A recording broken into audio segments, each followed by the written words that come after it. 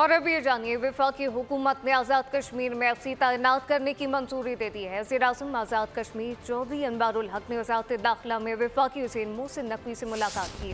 तर्जुमान वज़ारत दाखिला के मुताबिक वज़ीर-ए-आज़म आज़ाद कश्मीर की दरख्वास्त पर वज़ीर दाखिला ने आज़ाद कश्मीर में फ्रंटियर कांस्टेबलरी में तैनात करने की मंजूरी दे दी है, जबकि मोहसिन नकवी का कहना था कि आज़ाद कश्मीर में क़याम अमन के लिए हर मुमकिन ताउन करेंगे।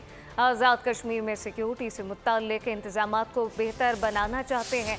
इस मुतालिक आपको बताएं कि वफाकी हुकूमत ने आज़ाद कश्मीर में एफसी तैनात करने की मंजूरी दे दी है। वज़ीर-ए-आज़म आज़ाद कश्मीर चौधरी अनवारुल हक ने वज़ारत दाखिला में वफाकी वज़ीर मोहसिन नकवी से मुलाकात की।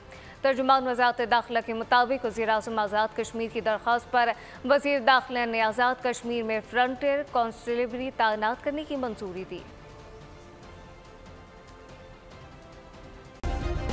सब्सक्राइब करें और बेल दबाएं ताकि कोई खबर रह न जाए।